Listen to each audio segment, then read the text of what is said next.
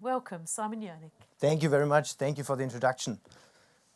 We are in the market since 2016, so I'm not working there for 10 years, but I'll come to that point in a few seconds. That's the topic, getting ahead of green shaming. I mean, I like the discussion we just had, because we are all consumers, right?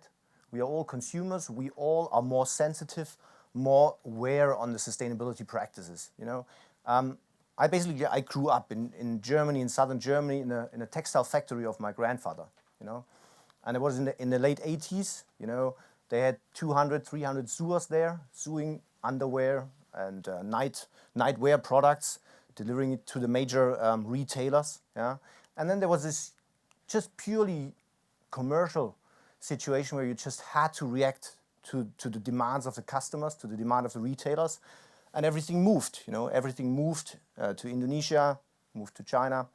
I said then I'll follow that, I'll follow to China. So I moved to China, I learned Chinese, I studied there, and then in the end I ended up in the technology space, focusing on supplier management, focusing on supplier relationship management, and focusing on risk management in particular. And now what we see is that we're all more sensitive, right? So there is a framework in which we all get as consumers, as individuals, also as responsible persons. And we believe we need to act due to the fact that there is a need, there is a demand for as this morning was said, a sustainability revolution, right?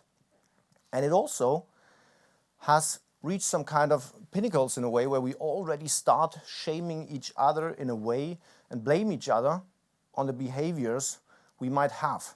And that's on the one side a risk, right, for the organizations. It's a risk for the brands, for the companies we work for, but it also is a chance, right? And we live in different times now. We are not in the 80s anymore, in the 90s, 2000s. We have data. We have the possibility to analyze, to find out what is the right thing to do, where do we need to look further into details.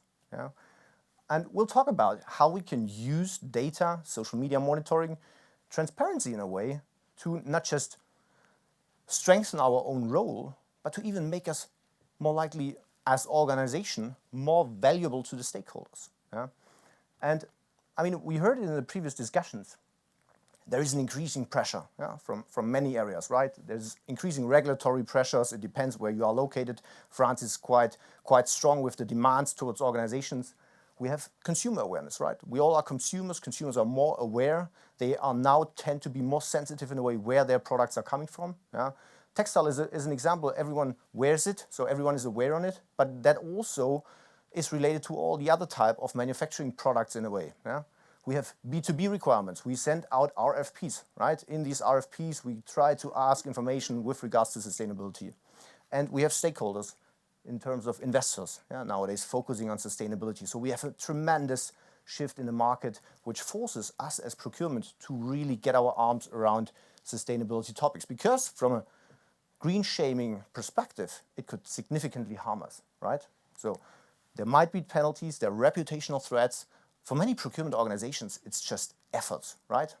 The organizations, they are now faced and confronted with the risks and more likely also the aims of the organization itself to be sustainable, but the procurement organization typically is set up in a way that it is responsible for buying goods, but not basically managing suppliers on a sustainability perspective, right? So it's an effort driver. And I mean, we also have the type of expensive capital. Now, that's a little bit of a provocative statement, but we heard Tim this morning, and due to the increasing public awareness and due to the power of social media in a way, we need to be prepared to basically work with full transparency. Because in the end, it will be the CPO who is the owner of the relationship to the supplier who will be held responsible for any kind of bad practices in the supply chain. Again, it's a risk. But on the other side, it is a massive business opportunity because shareholder value, corporate value, brand value is perceived to be associated with the sustainability of an organization. And if I'm the procurement leader, I'm the owner of the procurement department, I own the relationship. So I have the power, in fact, to change it and by this deliver value into the organization.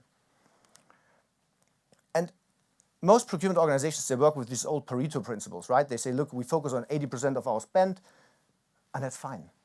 But in that model where we're shifting our own businesses, where we are getting disrupted, trying to disrupt others as well, we have other categories, we have other areas where the focus is not so much on the key strategic suppliers where we need to look into.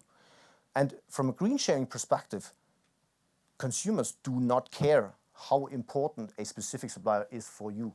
There's no difference in the way of how they perceive how relevant a supplier is in a relationship with you. And for this, we need data, right?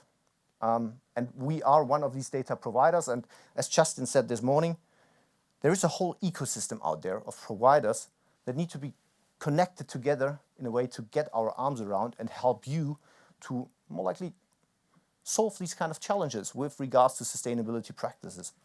And a simple approach could be to be agile, to try things, to just log into our system, for example, upload suppliers, basically get them checked on all their standards with regards to sustainability and environmental standards itself. Plus, additionally, and that's what we also do, is we scan roughly 1 billion messages per day, social media messages, to identify if a supplier of yours is associated with bad press with regards to child labor, modern slavery practices, health and safety elements. And we not just monitor and see, look, there is a bad press article, there's a bad message. It's also about how critical is that, right? Imagine you have 10,000 suppliers. It's important that you understand, where do I have to focus first? Yeah. Again, we are back at that discussion. What is likelihood? What is the impact? You can build up a lot of nice theoretical models where there's something red in the corner, something green down there. You have the black swan and the green swan. I like the green swan, by the way. But it is really about that you have data that helps you to make better decisions, because otherwise you won't be able to receive transparency on 10,000, 20,000. Some of our customers have 40,000, 67,000 suppliers. You need the data in a way that helps you to where to focus better. And Justin said it this morning, I mean, there's an ecosystem, right? If you have a platform where you have your invoices, you know who you're contracting with, right? Get them together with us, and we tell you in a way where to focus on. Where do you have a contractual obligation? Where do you have a contract? And we run the analysis on top of that and show you where you can focus on your follow-up due diligence processes. And coming back to the risk topic, one of our larger customers, Clariant basically, they've got the Risk Management Award of Procurement Leaders and so on. But the most important thing is that, as I said at the beginning, it's a risk, right? For many perceive sustainability as a risk, as a black swan. Yeah? But in fact, the sustainability helps the function of procurement to really elevate their own role and in a way contribute to the business success. In a not even that kind of type of role has not been there for procurement in that same relevance as it is perceived from the public at the moment. And that's how Markus Mügler says, the focus on sustainability lets them win millions, hundreds of millions of new business every year. And that's the chance for procurement to basically take that role, own that function, keep the relationships they have to the supplier, use data more likely and the wider ecosystem to build on more likely what is there in the organization for kind of data, and then get the systems where you know where to look first, how to prioritize, and then also, and I think that's one of the most important things, talk about it, right? If the procurement function does the nicest job about monitoring suppliers, about doing audits and so on, but never talks about in a way of what they do, market themselves, it will never be seen, And I think looking into this aspect of green shaming, the most important aspect is to be transparent, right? In a way, transparent, to use the data we have to create transparency, not just for your own organization, but also to externally communicate. Yeah, because that will take the ground of any mainly unrelated, unrelevant green shaming attacks and see it as a business opportunity to position yourself as a sustainable procurement organization. And that's it. So if you have questions, feel free to ask them now or later at the networking. Yeah.